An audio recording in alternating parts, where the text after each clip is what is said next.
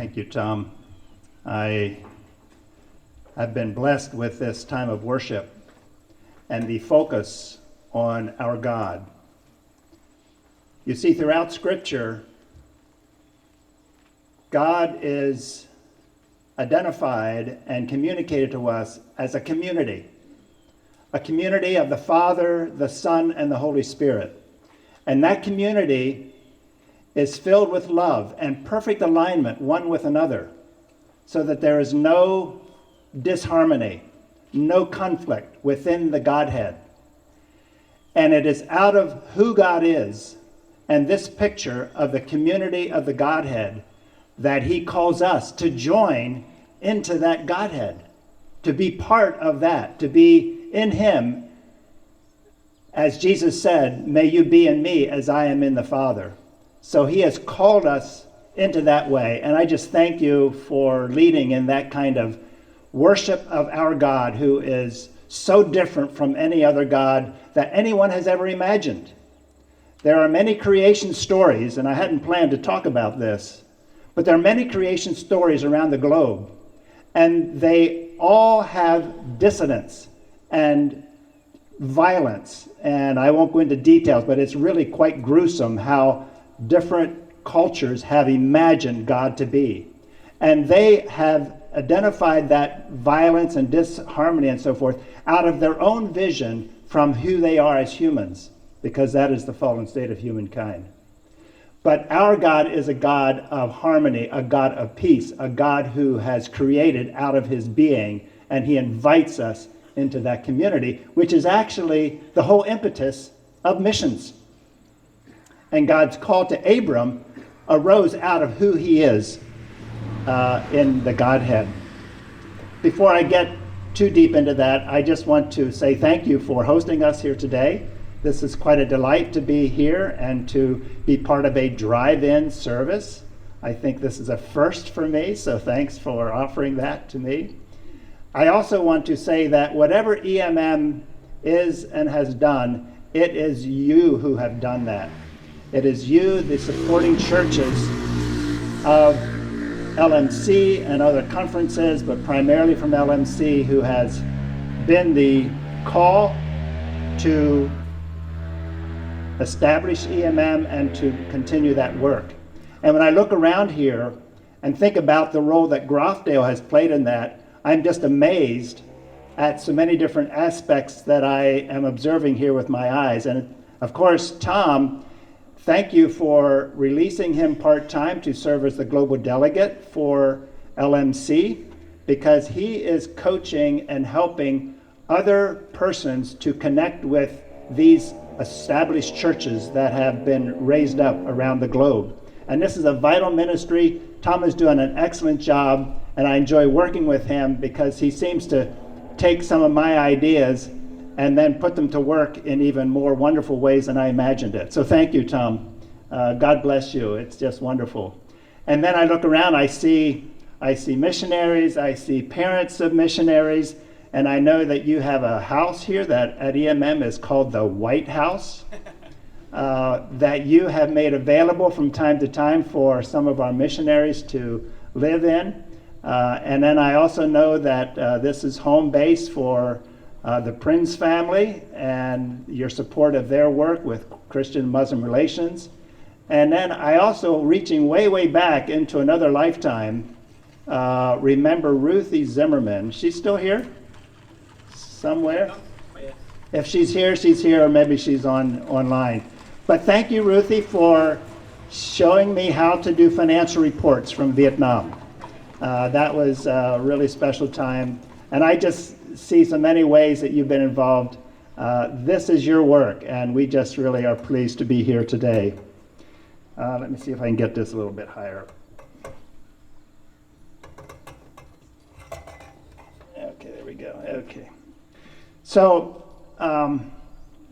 just to talk a little bit more about journey.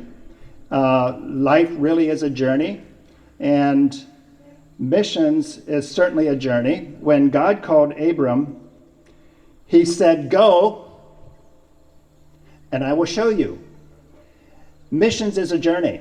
and it's one that we don't know in advance what it's going to look like. For me, the call to ministry was somewhat similar, and I think all of our call to ministry is that way. God calls us to go, and then he will show us. He doesn't point out all that's going to happen along the way. For Moses, he said, okay, Moses, I want you to take our people into the promised land. But he didn't tell Moses about all the details and the struggles that he would have along the way. Even Jesus, when Jesus called his disciples, he said, come, follow me. And I believe that here we have a pattern in call to our Christian lives as well as a call to ministry. God calls us. He is the one who's redeemed us, and he is the one who then guides us into our life story.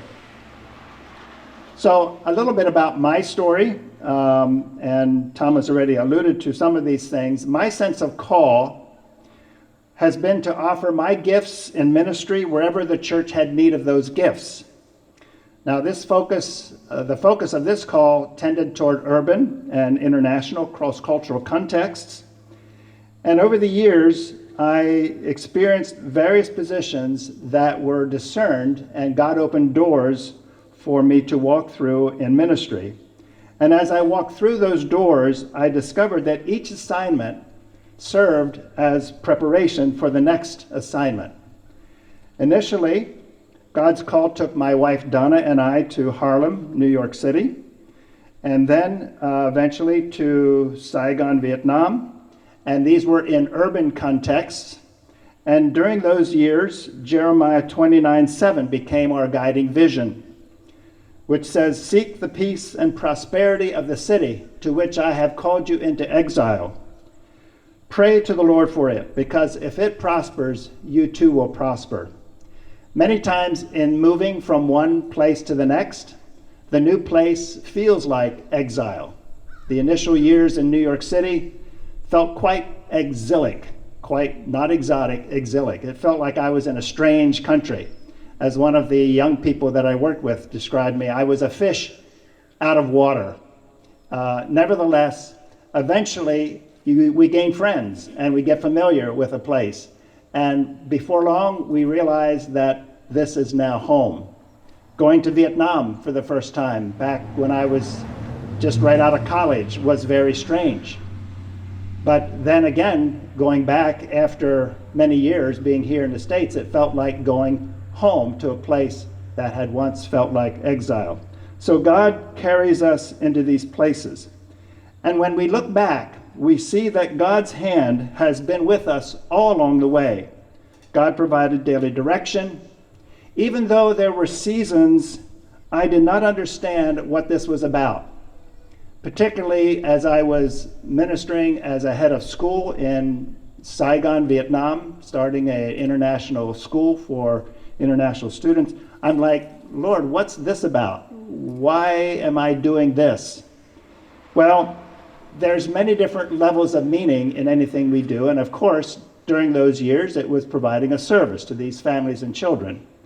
But then as I look back later, I realized that God used that to set the stage for work that I was going to do later. So each season, even though I didn't understand, or maybe we don't understand what it's about, God is there, and each season is fruitful and also serves as a preparation for the next season in ministry. So especially for those of you who are 75 and younger, God called Abraham at 75, so I think that that's still fair that he's calling us at this age, that God will show you along the way. And even though there may be dark days and days of uncertainty, or days we don't understand what's going on, God is at work, and he is the artist. He is the artist of our lives. He is the one who's orchestrating things. So similarly, EMM is also on a journey. And I'm just remembering that EMM was begun by a group of lay people back 120 plus years ago in some house not too far from here. John Mellinger called this meeting together. And he said, we need to be involved in reaching out to our neighbors. And so that was the beginning of EMM. And it's interesting to note that this John Mellinger, who then turned out to be the first president of EMM, when he was a 12-year-old boy, he remarked to his dad one time on the way home from church. And he said, today the preacher preached a really good sermon from Matthew 28, verse 20, about teaching people to observe all the things that Jesus taught them. And then he went on to say, but why don't we ever hear sermons about Matthew 28:18, which says, go into all the world and preach the gospel to every creature, baptizing them and making disciples. Why don't we hear sermons about that? Well, here God is planting in this 12-year-old boy's mind and heart a vision for mission. And of course, that then got carried out. So EMM was initially established then in 1894 as a movement, and then it was incorporated in 1914, 15, 16 in there. And over those last 100 years plus, over 7,000 people have served through EMM. And these are your people, as well as other persons. They have served in 21 states in this country and in 109 countries around the globe. God has established 12 national churches, to which Tom earlier referenced, in which these churches are now self-supporting, self-governing, self-propagating. And what Tom's big job is how to continue that relationship with these churches. Because most of these churches, we no longer have missionaries there. We've gone on to other frontiers and other places where the Word of God has not yet been established in a community of faith. And so that is where our focus is. But still, we are the parent, as it were, of these national churches. So the question is, how do we continue to relate to them? And so that is something that Tom is working with. These churches include members of well over 500,000 persons. So you can see from our small conference of some 20,000, more or less, over the years, God has really blessed and brought a lot of fruit from this. As of last year, there are still 96 long-term workers serving through EMM in the various capacities that have been established. The EMM mission statement is Christ transforming love compels us to cross cultures, engage the world, and make disciples of Jesus. And again, here you have this transforming love from the Godhead, from the Trinity, from that community of faith, that community in the Godhead that is now transferred into us and gives us the impetus to share that out. Of course, there are many seasons with EMM, and I won't go through a whole list of those, but I know that currently there are changing dynamics of missions. It used to be that we thought of missions as from the West, like North America and Europe, to the rest of the world. But now it is more from everyone to everywhere, and it has diversified in many, many ways. Actually, there are places now that we used to be able to go to very easily, but we can no longer go there because of security issues, because of political issues, certain cultural, religious issues. And the other thing that we note is that there have been refugee and migration of peoples all around the earth for many, many years, but this has exploded in the last number of years to over 70 million displaced persons around the globe at present. And you're quite familiar with this from the news. And what we also know is that this is unprecedented, and many of these refugees have been coming to the United States. Now, the last number of years, that's been reduced, but the reality is there is no country as diversified with immigrants and refugees as is our own country. And that is an opportunity right in our own backyards, even in Lancaster County and Lancaster City. So we note the rapid globalization of the world, where we can see news that happens in China minutes after it happens, or other places in the world we can know about it. There's also a move toward the urban areas, which is a whole other dynamic of our world. And there's the rise of the church in the majority world. By the majority world, we talk about the parts of the world with the greatest population. So now the greatest population of churches is in Asia, or rather Africa, and actually parts of Asia as well, and Latin America. And so we talk about the church in the majority world as those churches in those areas where there are most Christians. Now, we've been on this journey to move to Lancaster. And I just want to say a few more things about this, and then I will ask Andrew to give some more details. But the move to Lancaster is actually strategic in that it places us in the proximity to where people are, especially immigrants and refugees. What Jesus did in the early church and the apostles is that they went from town to town. They went to where the people are.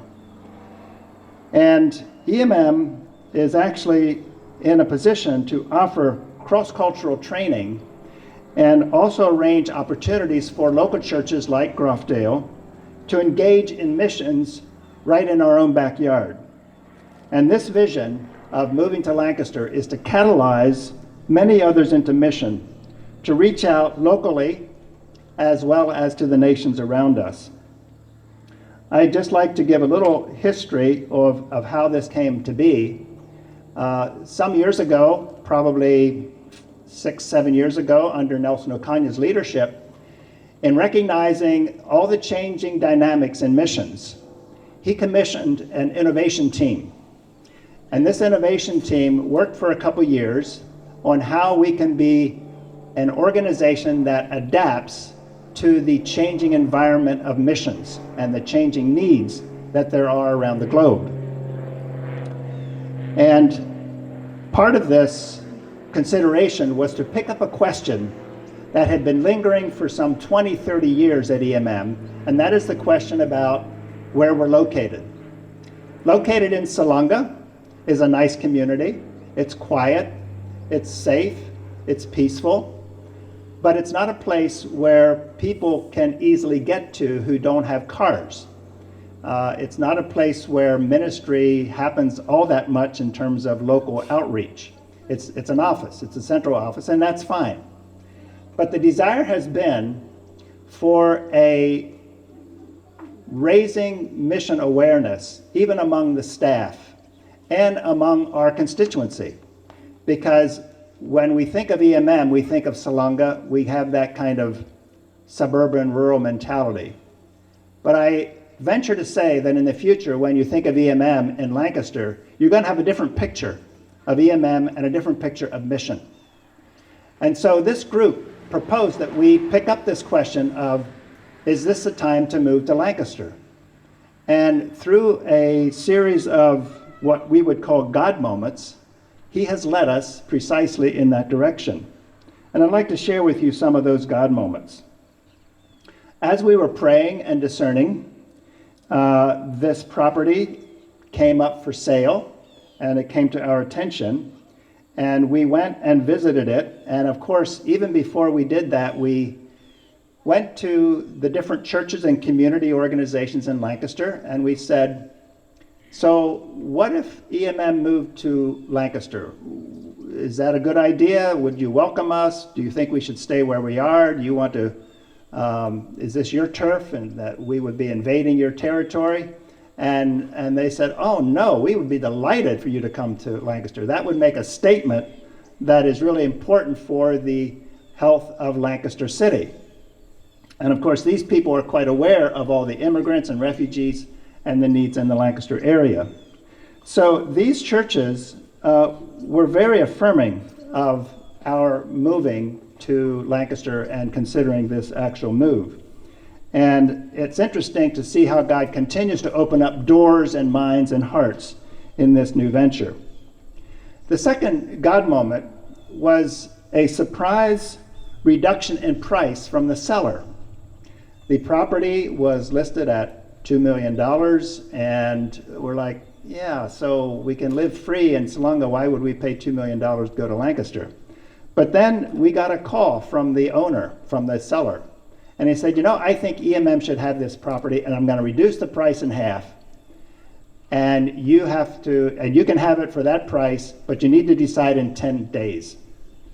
Well, fortunately, we have been in conversation about this with the board, and so the board got together and increased their efforts and thoughts about this, and prayer, and they decided, yeah, we're gonna go this way. So they made the decision to purchase the property.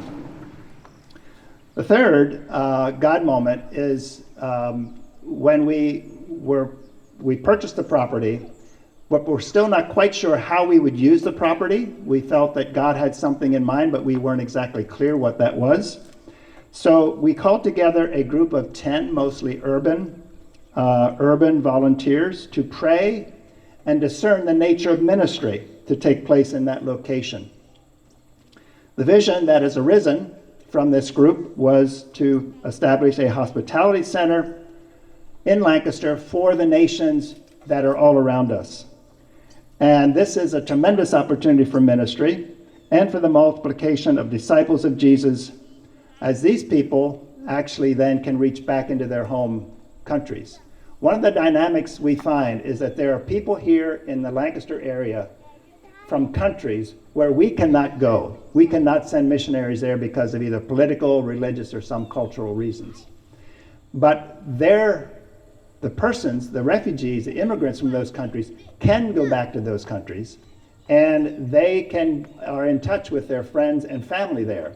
So you have this, what some have called reverse evangelism, but I don't call it reverse evangelism. It's just that we share the gospel of Jesus with people here, and then they can carry that back to their hometowns and country wherever they're from. And this is already happening in a number of places to great success. So this is an opportunity of multiplication for reaching out to others around the world.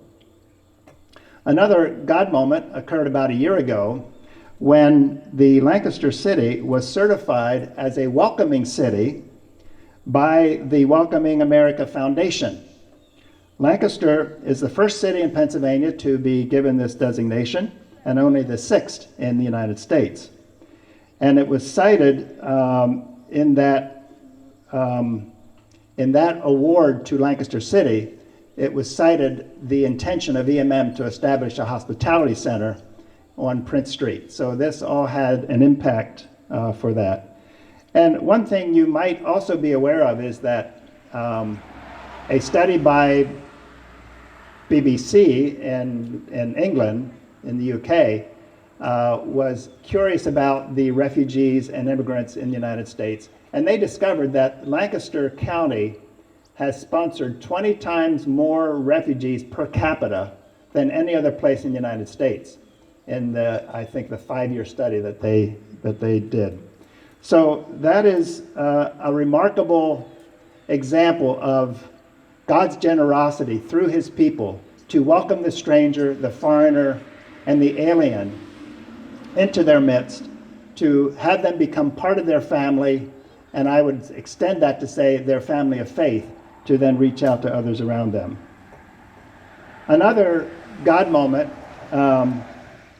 was when Richard Showalter came to look at the property. And actually, you probably know Richard has since passed on to his reward, suffering from pancreatic cancer. But he was there just days before that diagnosis. And he had been the one who had instructed staff to look for another place near an urban area for EMM to move to. But nothing ever worked and seemed right. And when he toured the building back in, I believe, June of a year plus ago, he said, wow, he said, we've been looking and praying about this for years. He said, this is just the right thing. This is really works. This really does it. And so we were encouraged by that. And then, if that's not enough, for those of us who drive cars and are familiar with getting around the county in cars and have a concern for parking, there are 48 parking spaces in this property.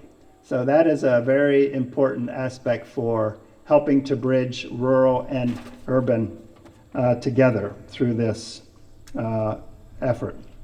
So these are just some of the things that we've been working on and developing. And I just want to say another word about location.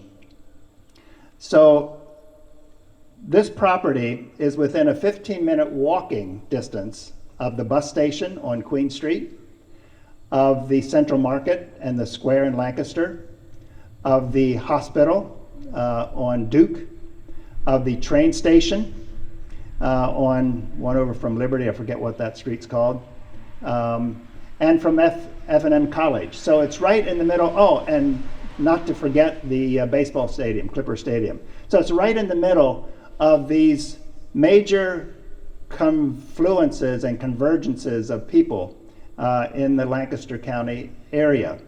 And I think that is somewhat descriptive of where God placed Israel, because if you know a map of the Middle East there, so you have, and I'm going to put my hand, so my hand over here is on Egypt.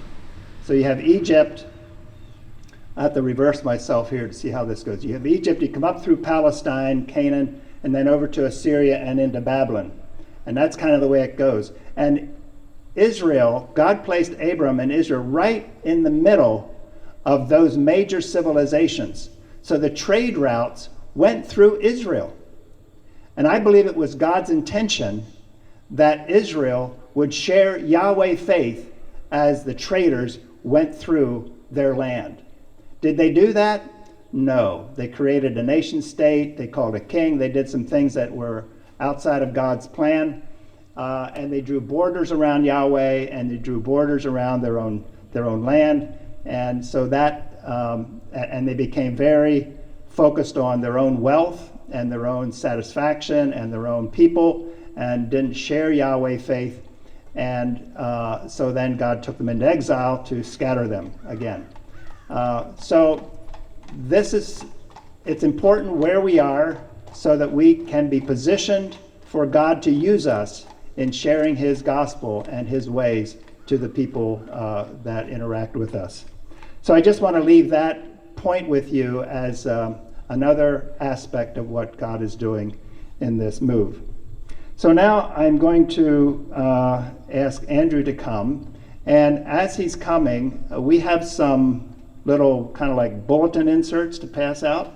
And Tom is going to organize to get them distributed. These bulletin inserts, well, I'll let Andrew talk about them, and then you can see what they are. And Andrew will share a little bit more details as to how we plan to use the space, and then how you can be involved as well. Thank you.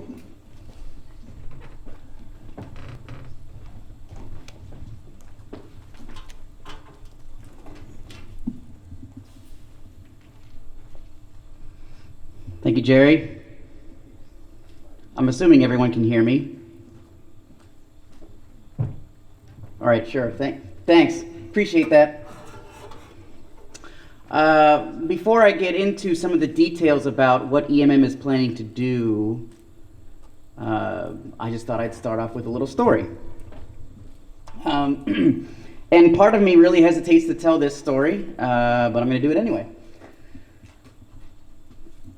So, a few weeks ago, I think it was 2 weeks ago, maybe actually going on 3 weeks ago, I got a text from a friend of mine, actually it was a coworker, and he said in this message, "Did you hear the news?"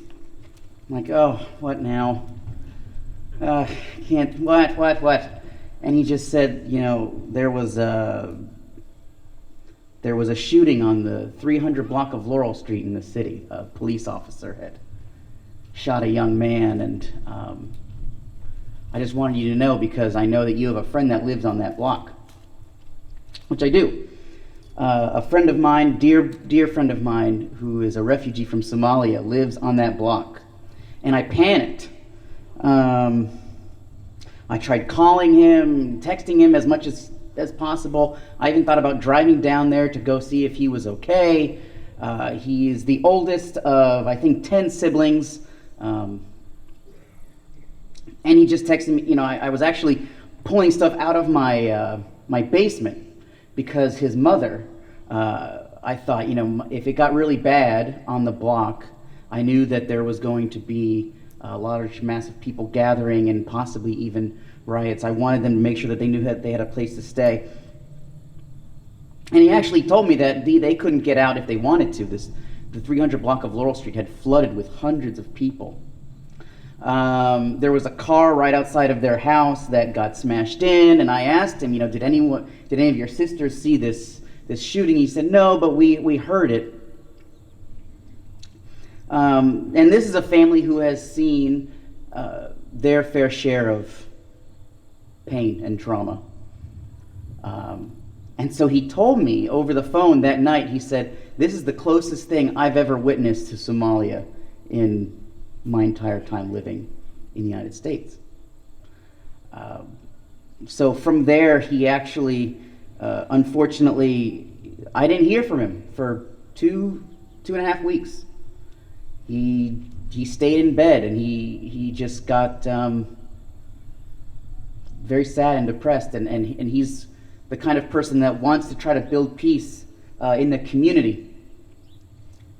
And so actually it was on Friday, 2 days ago, I convinced him to crawl out of bed. I said, I want you to meet me at the new EMM building. I want to show you something. So he agreed to meet with me. And we went into, so right now the EMM building that Gerry was referring to on Prince Street is under construction. It's been that way now for the last number of months. And every time I go in there, there's, something new. Oh, the flooring is going in. Well, the walls are getting painted. The electrical is getting done. The HVAC units are hopefully getting there someday. And so I actually had not been in there in quite a number of weeks, and so I had no idea what to expect myself. And I asked our general contractor if I could bring this young man in to sort of tour the building.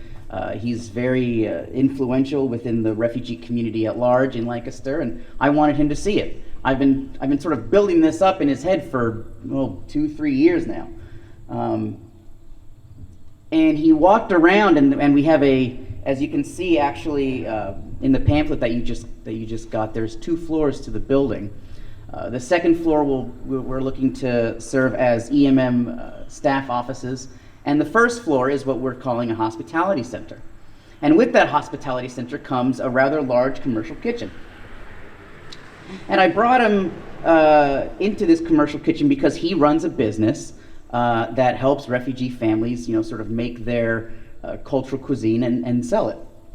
And I took him through it, and when he turned the corner and he saw this kitchen, he almost broke down and cried. And I was like, okay, are you okay? And he just said, I've been waiting for this day for a really long time. And he said, Andy, you've always been telling me for years that Mennonites believe in peace. Is that still true? I said, as far as I know, I hope so. And experiencing what he had experienced now for the last several weeks, he said, you guys cannot get here fast enough. Please, come. And I even asked him then, I said, I kind of felt like Kevin Costner in that movie, Field of Dreams. Do you know that movie? Maybe that field over there? I don't know. And I asked him, I said, if we build this, will you come? I mean, we can build a building all day and then just hope that people show up. Is this something that the refugee community desires? A place where they can experience hospitality and peacemaking and dialogue. And he said, well, I'm here. So that's one. And I will make sure that I bring everybody I know. And so I thought about the different communities that we have the opportunity to interact with in Lancaster. As Gerry alluded to, communities that we cannot physically send North American missionaries. You know, we first sent EMM missionaries to Somalia in 1950. And over the years, there have been numerous times that EMM workers have been kicked out and exiled out of Somalia. So the fact that we could have an EMM offices where just downstairs there will be people from Somalia is mind-boggling. I wish I could go back and tell even some of the original founders of EMM that this is possibly happening, and I don't think they would believe it. But not just Somalia, Iraq and Afghanistan, Sudan, the Congo, Nepal. Connections within the community that even people that are part of EMM have been sowing seeds for a number of years and have the ability now to open up this hospitality center. And it's fascinating. We did not plan, I don't think it was in our plan, to open this hospitality center during a pandemic. It wasn't my idea. And I thought, and so, you know, we're looking to possibly finish this construction in November, move our offices, and then hopefully slowly, in the best way that we can, figure out some kind of programming that's let's call pandemic appropriate. And so part of me feels like this is crazy. And so I often ask my wife, is this crazy? You know, well, it's a little late, it's a little too late now to kind of figure that out. And I get remembered about all of the times in EMM history that we have gone forth, not really knowing where we were going during times of what feels like a global catastrophe. We first sent people from this county. The first time they left the docks in New York City to go to Tanzania was 1934, in the middle of a Great Depression. Back then, I mean, I'm sure there were plenty of people who said, you guys are crazy. And so it kind of feels like there's this new chapter that's being told within that story as well. And so I invite you to not just read the pamphlet, but also online. There's a lot more information. There's a video that's available that kind of gives a walkthrough. We are giving tours of the facility. Like I said, everything that we do is trying to be as health safety as humanly possible. And our desire is to be able to move our offices in November. And so I think that's going to change us. And personally, I think it's for the better. And so the last thing that we would certainly ask for is prayer. I mean, sometimes I don't really know what else to ask for, except that God will show us the way into uncharted territories. It's fascinating to think of a place that has sent thousands and thousands of people to the corners of the earth, but doing so in these offices in Salunga. This kind of feels like we're almost, and if you can picture where Prince Street is, for those of you who are familiar with the city, everyone who comes into the north side of the city, into downtown, either comes through Prince Street or Duke Street. So you could stand there and you could count hundreds of cars, hundreds, maybe even thousands of cars a day that are going to downtown. And so it almost feels like after 100 years of sending EMM workers to the ends of the earth, that we are exposing ourselves to the world for the first time. And it's exciting, it's frightening, it's humbling. And so we ask for prayer and discernment and guidance and provision as we embark on this new journey. Thank you. You can tell about the volunteer thing for training? Sure. Yes, there is. Hold on.